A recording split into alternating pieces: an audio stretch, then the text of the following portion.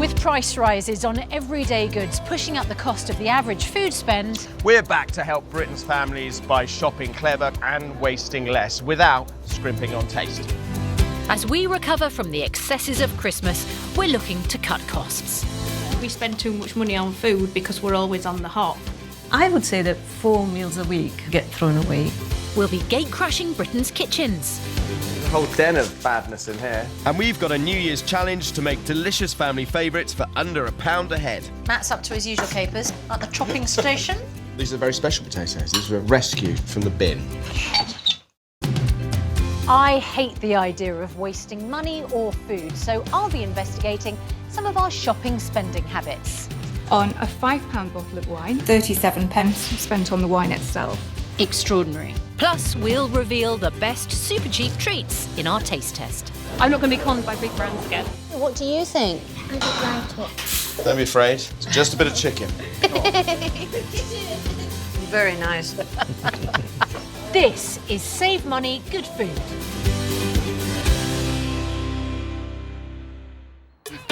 This is the Evans family from Maylandsea, Essex. Mum Rose, Dad Matt, and their 3 children. Madison, Logan, and Carmen. Just like 1 in 5 of us, juggling work schedules and family time mean the Evans rarely manage to cook from scratch. I do get a lot of convenient stuff like the jar sauces. I won't make my own and I just wouldn't have a clue where to start. A lack of time and confidence in the kitchen means many of us end up consuming the same dishes week after week. We tend to eat the same food quite often. And that one's for Spag bowl, probably. beans and mince. Yeah, beans and mince is fine. They're nice dinners, but it does get a bit boring, for want of a better word. This lack of inspiration means expensive ready-made sauces and packets are bumping up the Evans' £89 a week food bill. We're a single earning family. The money that I would earn is sufficient to keep the roof over our head and to feed us to a degree, but it's borderline and it's close. We're here to help this family build their confidence in the kitchen, reinvigorating mealtimes with fresh ideas for quick, low-cost dishes made from scratch. You ready to work your magic in the kitchen now? So while the Evans family are out, we're having a poke around to check out their spending habits. And I'm going to raid their cupboards for ingredients they already have to make a surprise dish that's a cheaper and tastier alternative to their regular convenience meals. What do you fancy today? I fancy looking through someone's bin. Right, let's have a look in the food bin. Well, they're making good use of it. Looks like a Waldorf salad. You're right, add a few walnuts and we would have a proper salad. This looks like pre-prepared salad because I don't know anyone in a kitchen who makes their carrot like that unless they're a professional chef. Time for the gloves to come off. Now, you look in the cupboards. Yeah? Okay, look, we've got yeast and a strong flour. You can use those. A couple of those. Pre-made sauces. Chopped garlic. If you're going to eat it, you may as well chop it yourself. There's a whole den of badness in here. But packets are for people who are scared of cooking. And you can show them the simple ingredients which will help them create the sauces which will save them money. There's the garlic. Proper ingredients. And we've got loads of spices. This family are so used to buying ready-made ingredients that it's proving hard to find anything fresh at all to cook with. So we've got some peppers hiding under here. Traffic light peppers. They're good. More vitamin C in one of those than an orange. Really? Fact. Wow. Family favourite there? Mince. It's really versatile. You can make all sorts of things. Yeah, I'm a lot happier about things now. You got some minspiration. That's really good. Right, Matt, it's time for you to rustle up a surprise meal for the Evans family. What are you going to impress us with? So we've got this mince. What are you going to do with it? We're going to make little spiced beef mince koftas. It just makes things a little bit different. Rather than doing bolognese or a lasagna or burgers or something like that, we get just some nice little salads together. We've got the flatbread pittas. Suddenly you've got this kind of nice, interesting dinner kit that you can play around with. A boring basic with an imaginative twist. Like me and you. Who's who?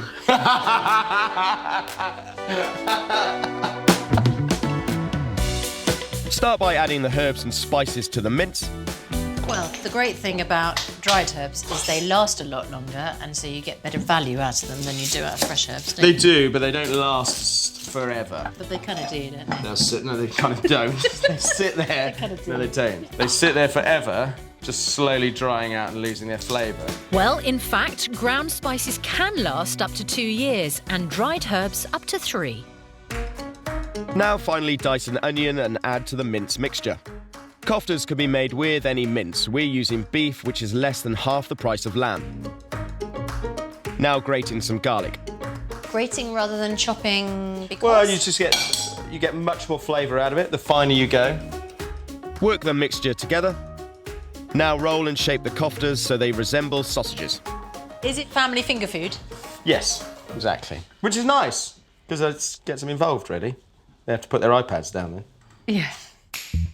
Koftas prepared, now onto the pita bread. And they're incredibly cheap to make from scratch. I always imagine that making bread will be very labour intensive. Am I going to have to work really hard That's now? what you're doing. Simply pour a sachet of yeast into warm water and stir together, and then pour this into the flour. Mix together and start kneading the dough. So you're working the gluten, which will develop the bread. So we're going to put it aside to rise for about an hour, somewhere warm preferably. All right? Once it's doubled in size, it's ready to make into pittas. It's a bit clingy, this bread. Let's have a look. It's a bit needy. Portion out your dough into 6 equal pieces and roll out to make pitta shapes. Place in the oven to bake. I'm also making 2 quick and simple side salads with bits I found in the Evans' fridge. One with diced green pepper and cucumber, and a homemade tomato salsa. Finally fry your koftas in a hot oil pan, and it should take around 10 minutes. Now my kofta meal is complete. I just hope the Evans family like the twist I've given to their favourite meat. Hello. It's lovely to meet you. Hello. Hi. Hello. Sorry, we've come into your kitchen, taken over. Guess what? Matt has cooked you dinner. Yeah. Go on in, have a seat. Okay. You have some, Logan. That's nice. How does it taste, Logan? Oh, it tastes good. Do you guys like them? Yeah. Yeah? I think that's a yes. How would you most like us to help you? Just help me with recipes, some inspiration on different recipes, how I can cook from scratch and cut down costs. It'd be nice to have some variation in our meals. Yeah. That'd be good. Are you saving money for anything in particular? Yeah, I mean, we'd like to take the children away on holiday. But at the moment, we're just getting through the month. Sure. So making ends meet. So every penny that you can save counts. So this meal here come in at just under £4 for all of you. Wow. Your weekly food spend is £89. You budget pretty well, but it's a little bit over the weekly average. Your annual food shopping bill comes to £4,628. Wow. Yeah. That's a lot. Seems like a lot for food. Yeah. We can save you money on that weekly food bill and help you save enough to take the family on holiday. We're great. Incredible.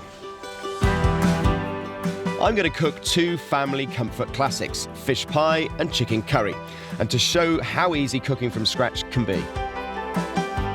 And to really save money, I'm going to make each of them for under £1 a head without scrimping on flavour. While Matt's prepping his fish pie, I'm on a mission to see how we can save money on a favourite family treat, cola.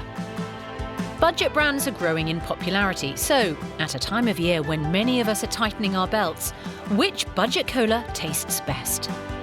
Cola accounts for 60% of the UK's fizzy drinks market. And with so many variations on offer, which of our super cheap offerings will shoppers prefer?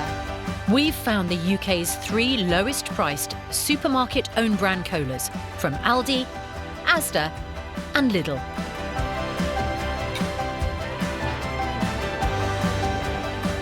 The winner will then go head to head against market leader, the mighty Coca-Cola, to see if it can steal its crown. Not very sweet, quite dry, I think, that one. There's a special tinge in it. Oh, really sweeter. Oh. Aldi Aldi and Lidl colas both cost 21 pence per litre, with Asda bubbling slightly higher at 25 pence a litre. But which cola has the most fizz with shoppers? I'm going to say C if I have to choose one. I like A the most. I think B. A. I say B. Yeah. B, definitely. I think I'd say B. I go for C. Yeah, definitely C. They're too sweet. They're way too sweet. Our testers rated the cheapest, 21 pence a litre, Lidl cola the best, just ahead of Aldi. But perhaps the biggest test is still to come. How will our super cheap winner fare against one of the biggest brands in the world, Coca-Cola, which weighs in at 4 times the price? We're taste testing the best of the budget colas. Earlier, Lidl won our super cheap taste test, but will shoppers still prefer it when it's up against market leader Coca-Cola? At 95 pence per litre, the superbrand Coke is more than 4 times the price of Lidl's at 21 pence per litre. I think A. Definitely preferred A. A, I guess. Tastes the same. I can't tell the difference. I like A better. See, I go for B. B. Smoother. More of our testers did choose A, Coca-Cola, over the budget brand. Pretty close in taste, though, to be honest. More than 35% of our testers actually preferred Lidl's, and all but one think the tastes are similar enough to justify changing on price. There's not a discernible difference that would match the price difference. So it's almost 5 times as much. It's not different enough for me to then go and buy A for that extra money. So, if one of your resolutions is to save money this year, then it might be worth giving the cut price cola a chance. We're back with the Evans family, who desperately need to cut their food bill. Matt's got a challenge on his hands, convincing Mum and Dad to ditch the expensive ready-made sauces and start cooking from scratch. Will this family favourite give them the inspiration they need? So for this recipe, we're going to make a fish pie. Now, the basis of this fish pie is going to be a white sauce or bechamel sauce. Now, you wanted to know how to make one of those, so it saves you buying the jars, right? Yep. Okay, let's go on with it. Place parsley, bay leaf, peppercorns, dill, and some chopped onion into a pan of milk and warm on a low heat for around 30 minutes. I never infuse my milk. Why would... You're wrong. I know, and that's why you're the chef and I'm the amateur. Any leftover fresh herbs can be frozen for up to 12 months. So here I've got frozen pollock. Now, if you buy your fish frozen, especially for something like this, it's going to be about 40% cheaper. I've got a bit of smoked haddock here. You kind of need that smokiness for a fish pie, all right, because that's going to give it a lot of flavour. Place the fish skin side up into the milk and cover. You can cook it from frozen to save the hassle. So I'm going to bring that up to a simmer. As soon as you start seeing the bubbles blipping around, I'll probably just turn it off and leave it alone. And then as it cools, the fish will carry on cooking. Okay. Now for the white sauce. Sauté onions in butter and mix with some flour to make a paste. Slowly whisk in the strained milk. If it's full of lumps, as my white sauce often is, how do you rescue it? I would sieve it into another pan. Have you ever had a lumpy sauce that you've had to sieve? All the time. There we go. Even chefs make mistakes with lumpy sauces. Just by making their own white sauces, the Evans family could save almost £70 a year. Boil some potatoes, and when they're soft, drain and put back into the saucepan. Mash it over kind of a warm stove in that warm pan. You don't want to be doing it cold. Then, push it to one side. Now there is where you're going to heat up your butter, your cream, your milk, whatever you want to put, your olive oil. Bring that up to a nice temperature and then just stir it in. Now it's time to give this meal a low-cost but tasty twist. Matt, can you grab those eggs? You're putting eggs in your fish pie? Good source of protein, and it's just bulks it out. I wouldn't have thought of that. Hard-boiled eggs, trust me. Add the flaked fish to an oven-proof dish and cover with a hard-boiled egg. This looks like a luxury fish pie on a budget. Wow. Finally, top your pie with a mashed potato before baking for 20 minutes. Right, time to serve up and see whether Mum Rose, Dad Matt and eldest daughter Madison are impressed with my home-cooked fish supper. That smells It does. yummy when you cut into it. Big amount or little amount? Big. Oh, it looks that good. How does it taste, Madison? It tastes really good. Love the sauce. Yeah. I absolutely love it. And the egg just adds that different sort of texture. So, how much do you think that fish pie cost? £9. Okay, well, glad you said that. Because it's under a £5. Oh. So it's 92 pence a head. Bit shocked by that. You give it a go? I'm definitely going to give it a go. I love it. With 3 young children to feed, Mum Rose is regularly adding snacks to her shopping list. But many of our favourite snacks seem to have been affected by something called shrinkflation. In the past 5 years, up to 2,500 products have decreased in size. To find out more, I'm meeting up with Ratula Chakraborty, a retail and marketing expert from the University of East Anglia. Ratula, what is shrinkflation? Shrinkflation is a tactic of passing on higher prices to consumers by cunningly shrinking the pack size ever so slightly, but keeping the pack price exactly the same. Is it easy to spot when a product's gone through shrinkflation? Research has actually shown that the normal average consumer cannot make out the difference of this 5 to 10% difference in a product as you pick up from the shelf. It's a very negligible difference, but actually it is a difference which should matter to you because you're not getting enough value for your money. So here are 3 top tips on 3 of our favourite snacks to make sure you get the best value for money. We know that McVitie's Jaffa Cake used to be 12 per pack. At the moment, it seems to be 10 per pack, so noticeably shrunk. We have here Tesco's Jaffa Cakes, and the pack seems to show 12 per pack. There is about 46% difference in price, so obviously it's a better alternative. And it's only 5p per piece, while the McVitie's one is 10p per piece. At Sainsbury's, this individual pepperami, 22.5 grams, costs 70 pence. How does that compare to buying a multi-pack? This multi-pack of a bunch of 5 costs 50p per piece. If we're buying Maltesers, these are 2 packets, they're from Asda. What is the best value option? We noticed that this packet of Maltesers actually has gone down from 121 grams to a pack size of 103 grams, and now it stands at 93 grams. And the unit price per 100 grams for this packet is £2.14, which compares to this packet, where the unit price of 100 grams works out at just over 83 pence. A massive saving if you buy a lot of Maltesers. So if you buy 3 pepperamis, a packet of Jaffa Cakes and a large pack of Maltesers each week, you could save more than £110 a year by smarter shopping on these 3 products alone. Curry is one of the nation's favourite dishes, and the Evans family from Essex are no different. With expensive takeaways often off the menu at this time of year, lots of us are reaching for jars instead. But you don't need to. Rose, do you make chicken curry? From a jar. Chicken korma sauce. But those jars are quite pricey, aren't they, compared to using ingredients from scratch? Yeah, absolutely. I'm going to make not 1 but 3 different dishes. A family feast of chicken curry, rice pilaf and sagaloo, all from scratch. You can see how easy it is. You ready to do this? Okay, yep. Okay. To prepare your ingredients, start by chopping the onion and grating the garlic. Next, ginger. Best way to peel it, use your spoon, and then you don't waste anything. Gently fry the onion and garlic, and when they're softened, add the ginger and turmeric. Dried spices are great, but they need to be cooked. Otherwise, they just taste a bit dusty.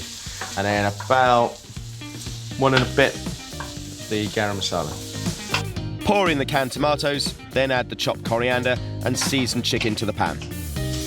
Using chicken thighs is cheaper and tastier than using chicken breasts. You don't need to worry about this curry not being family friendly, as I have a little tip to control the heat. So what we're going to do with the chilli, rather than slicing it all up into little pieces, is just split it and then throw that in, and then that's going to start releasing the heat, but not too much. Keep tasting your sauce as you go, and then remove the chilli from the pan when the curry has become as spicy as you like it. Then finally some stock, a bit of chicken stock, that's it.